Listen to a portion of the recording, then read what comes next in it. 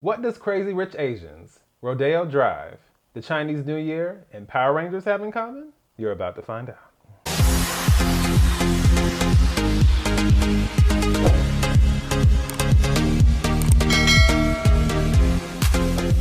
Hey everyone, this is D, Movieman, fellow cinephile, popcorn addict, and emerging film critic, coming to you with reliable recaps, reviews, and reactions. So I know it's been a minute since my last TV recap, so I figured I'd get into something new. So today I'll be doing a recap for the new Netflix original series, Bling Empire, Season 1, Episode 1, Necklacegate 90210. So Bling Empire is a series that focuses on the lives of wealthy Asian and Asian American socialites based in the Los Angeles area. I think it's pretty clear the inspiration for this was Crazy Rich Asians. They even mentioned that in the first couple of minutes of the episode. That was a really fun movie. I really enjoyed it. And I like that the creators of this just said, you know what? There are actually real people who live like this, so let's just do a show about that. So just based off of that, I was really excited to see this. And when I say wealthy, I mean wealthy. I do not mean rich. I do not mean well off. I mean wealthy, as in abundance, as in money falling from the sky wealthy. Are you with me?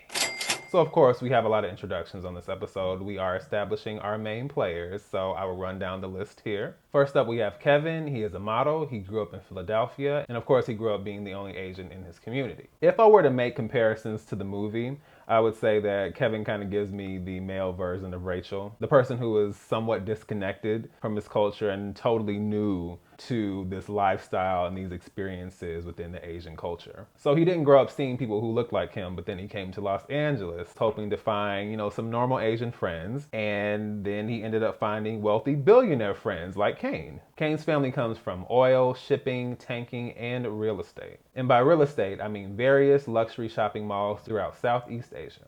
And that's just about all the heavy hitters as far as finances and making money, so I'm pretty sure his family is doing just fine.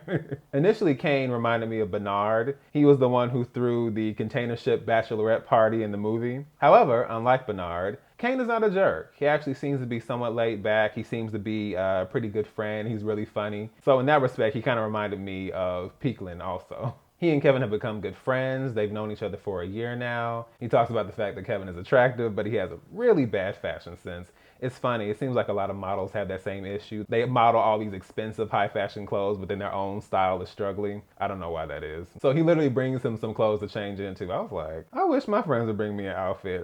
Look, I will take whatever you have to give me. Kevin talks about the fact that he was born in Korea, but he was adopted by a white family. And unfortunately, one of the pitfalls of interracial adoption is that you lose that connection to your culture. So for Kevin, it's really important for him to reconnect to that with this new group of friends. There are times where Kevin feels like somewhat of an outsider, but Kane really makes him feel like he's a part of the group. And so that's something that's really important to him. I think that's cool. Next up, we have Christine. So Christine is discussing this huge extravaganza she's having to celebrate the Chinese New Year, and she will be shutting down Rodeo Drive in honor of this event. Now, she didn't mention how much it costs to do this, but I'm thinking like, Rodeo Drive.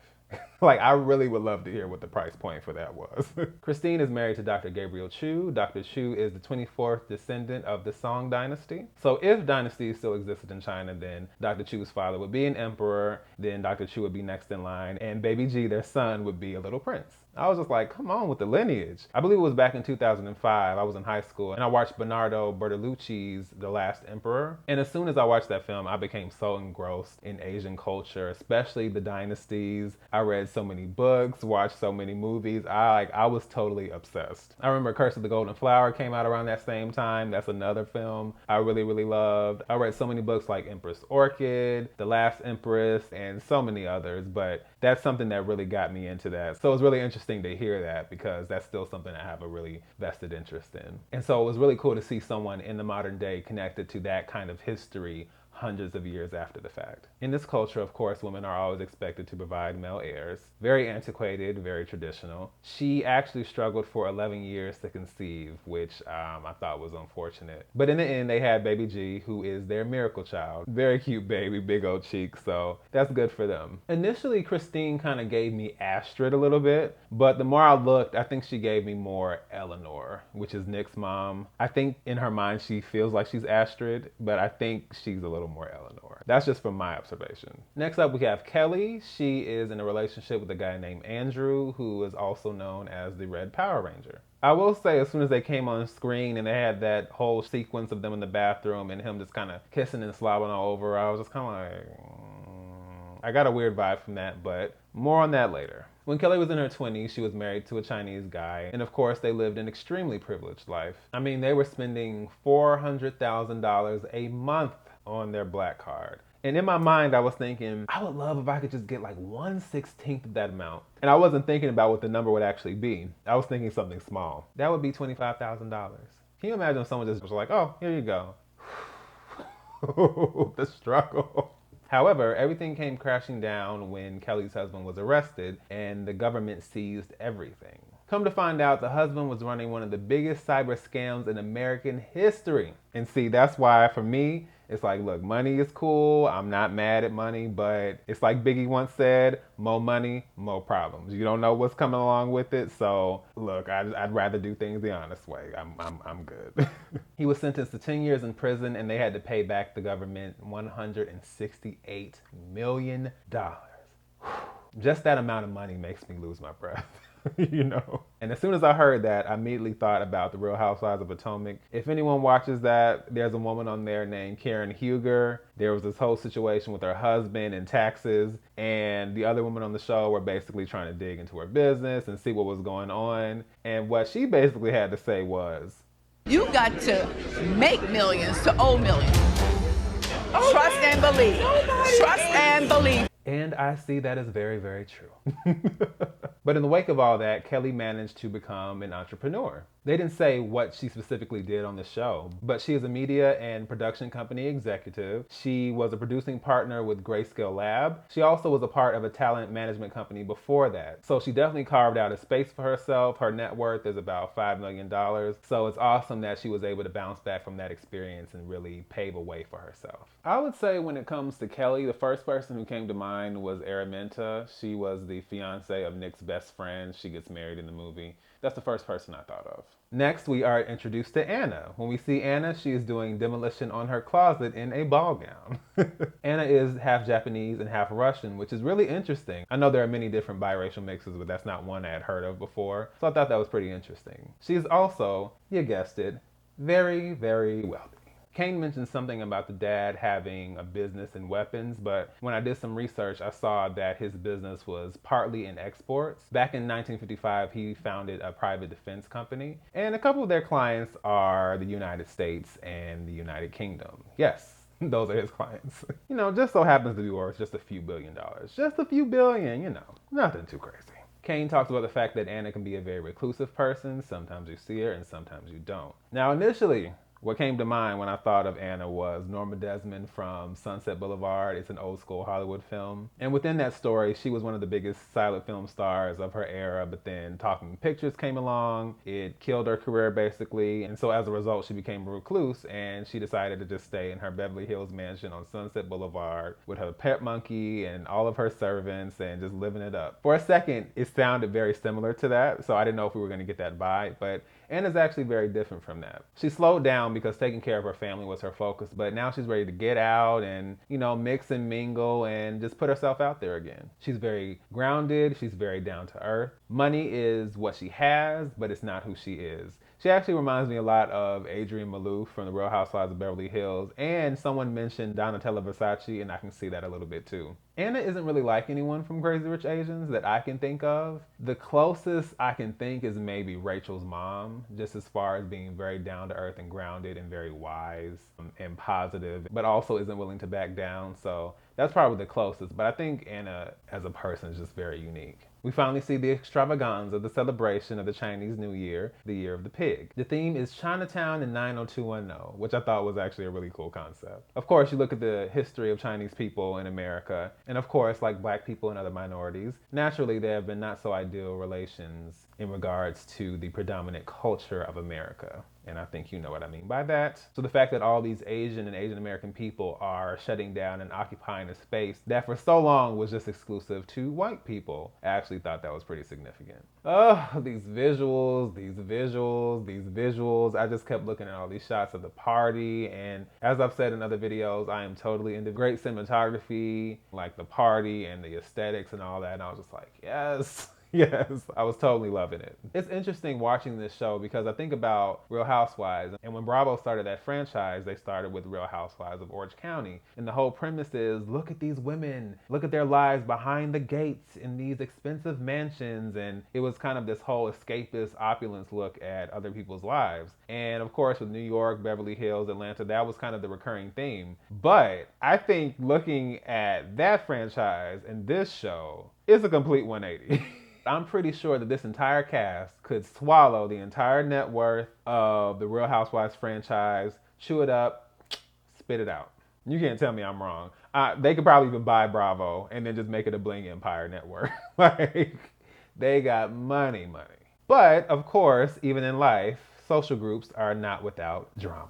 And neither are reality shows. So it became very apparent to me that Anna and Christine are somewhat on the same level as far as being the head honchos of the group, or at least kind of the central core of the group. They both are very significant in that way. So it's interesting seeing how this dynamic is going to play out. Anna says that when she first met Christine, she was a very down-to-earth person. They used to have fun. She was very laid back, and they used to talk about so many different things that weren't just superficial. However, it seems like Christine may have gotten lost in the sauce, and now she is morphed into a person that has to constantly talk about their experiences, constantly have to name drop, and Anna ain't really here for it. Because it's clear that Anna is just a person who is minding her business and living her life. Yeah, she has money, but you can tell it doesn't define her. She will swipe her card, she will throw her cash, and she will move on. Whereas Christine, I think, kind of thrives on the fact that she's the center of attention and the fact that she has money. I think it's one thing to have money, but I think for Christine, it's like, everyone knows I have money and everyone is reveling in the fact that I have money. So I almost wonder if she wouldn't be nearly as happy if people weren't constantly calling attention and paying attention to the fact that she has so much money. Look at her money. Look at her fashions. Oh my gosh. Just, I wonder. Kane said that Christine is basically the queen of Beverly Hills, the queen of haute couture and jewelry and all of that. But Anna's back. So how are we going to have two queens? Then we're introduced to Jaime. Her money comes from Silicon Valley, and her dad is, of course, a billionaire. I'm just like, all these billionaires, can somebody like scrape something off the end?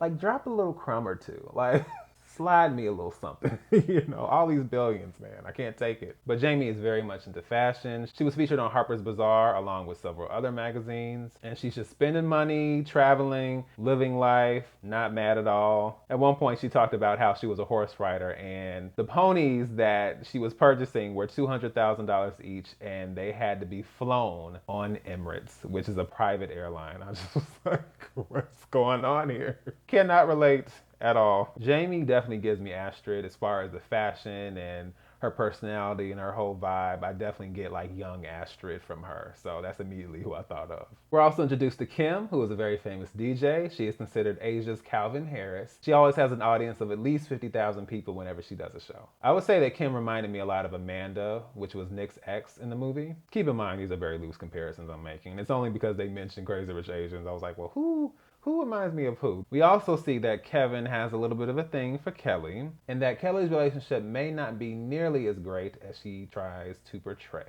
Kevin asks her what's significant and special about the relationship. She says, well, he doesn't sleep around. And I'm just like, is that the standard? Is that the standard now? At least he doesn't cheat. I mean, who knew that's all it took to have a special relationship? Hey, now I know. So Anna decides to surprise Kelly and Andrew with this spur-of-the-moment trip to the Maison du Caviar in Paris, France. I'm hanging with the wrong people. I'm just playing. I love my friends, but we ain't flying to France anytime soon. They're staying in a hotel suite with a direct view of the Eiffel Tower. They go shopping. And as soon as I saw this scene, I was like, okay, another call back to Crazy Rich Asians. When Anna was sitting there trying on all that expensive jewelry and these unique pieces, things you can tell you can't just find just any old where. I immediately thought about Astrid's first appearance and how the salesman took her into this VIP area. It was just her, and you see just all these rare, expensive pieces, and she is the only person who has access to it. That's exactly what I thought of. So I thought that was so cool. Anna buys Kelly an expensive friendship ring. Kelly says that the last time she got a friendship ring, it was plastic. So Diamonds and gold and all that, quite an upgrade. Ooh, and here's where things get a little dicey, okay? So Anna and Kelly are just enjoying themselves, chillaxing, reveling in their shopping experience, and all of a sudden things go awry. To make a long story short, Andrew was not happy that both of them left while he was sleeping, so Kelly decides to call him back just to check in, and he proceeds to rip her a new one. I mean, just a screaming and a hollering, very volatile, very aggressive. I'm just like, because they left while you were sleeping? And then as soon as I saw that part, I had to jump back in my mind to that scene in the bathroom and think about why that bugged me. It bugged me because it seemed like he was just kind of smothering her, like, baby, baby, I love you, baby, baby, I was like, like, it gave me a little bit of anxiety. Like, can she breathe? So now it all makes sense. Anna is just overwhelmed. She's just kind of like, what is this? What is going on? And she even says herself that she thought it was a joke. Because she was like, oh, can't nobody be that stupid to be clowning like this. But then when she realized he was serious, she was just like, yeah, ain't no D that good. I was not expecting her to say that. But she's right, because it doesn't matter how the person is putting it down or what they seem to be bringing to your life. If that's the end game, then it's going to be a no for me, dog. So later we see Christine in a motorcycle shop with Kane, and she is talking about how Anna was going out of her way to impress her because she was wearing her biggest stones. Sure. So basically she wants to return the favor. So she takes out this piece of jewelry, and it is a Louis Vuitton piece that she knows that Anna also owns. So she's going to wear it to the party. I'm like, so it begins. So Kelly and Andrew have a conversation. And I really don't have a lot to say about this, because now that we've established what kind of relationship they have, it's just like, I don't really know what to say. They're having this conversation. He's crying. He talks about the fact that he pushed her away. The fact that, you know, they're still learning about each other. He's like, we have a lifetime to learn about each other. I was like, a lifetime? Which lifetime would that be? I hope you're not talking about this one, because now we don't have a lifetime. No, we don't. And he's doing all this crying. I'm sorry, babe. I want to learn about life with you. I love you. I was like, oh, okay, Kelly. If you like it, I love it. And that's all I'm going to say. So they make up and they move on. Supposedly. So then we jump over to Anna's dinner party, which looks like something straight out of a magazine. It looks so opulent and sophisticated and so fun. So that was nice. They have all this caviar, and my mom actually looked it up, and that can run you anywhere from $3,200 to $4,500 per pound. You can also get 35 ounces of the same caviar for $6,000 a steal. We also get a brief introduction to Cherie and Jessey. They have a child and they are pregnant with the second, and they are not married, which is super rare in Asian culture. We don't get too much of them here, but you'll definitely see more of them in the next couple of episodes. At last, the moment has arrived for Christine to show Anna that she is wearing her beloved necklace. And this is the second time I have noticed that when Christine talks to Anna, she does this thing where she leers into Anna's face, and her eyes get really big, and her smile gets really, really wide. It's like very strange. It's like, do you see the necklace? Do you recognize it? I think somebody needs to call it Batman, because the Joker is on the loose. It's just very creepy and very weird. It's just like, yeah, I'm gonna need her to stop that. It's just, And of course, as Christine is doing this, Anna's just looking at her like, you can just see the irritation looking at her like, really? Is this what we're doing tonight? And for Anna, the whole necklace thing doesn't really bother her, but it's just the fact that you really feel the need to compete and do all of this. It's annoying. So guess what? So since we have this lovely dinner set up and we have this nice long table, you know what? You can sit on the end. Enjoy. I was like, well, dang.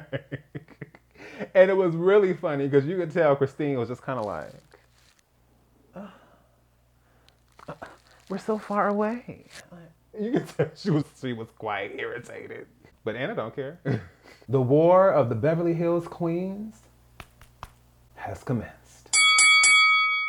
And that closes out the first episode of Bling Empire. I actually really enjoyed this because I'll be honest, going into this, I really just assumed it was going to be an Asian version of The Hills. It was going to be real superficial and real silly, but I actually think there's some depth to this show. And I like the fact that it's showcasing a culture that we rarely see, especially in this manner. So I actually really enjoyed it. I think the cast is interesting. I think the dynamics are interesting. The money and wealth and all that, that's interesting too, but I like the fact that there's more going on than just the money. And then of course I love the cinematography, I love the visuals, very escapist, very fun to watch. And I really love the feeling that I had while I was watching. I just felt very just kind of at ease watching these people's lives play out on screen. I actually can see Netflix tapping into a new market as far as reality shows, because I will say that this and Selling Sunset were really enjoyable and really interesting. I had no interest in watching them initially, but I would actually be really excited to see what else they would do in this particular field, because they both turned out to be really fun shows. Really great first episode, and I'm definitely excited to see what happens next.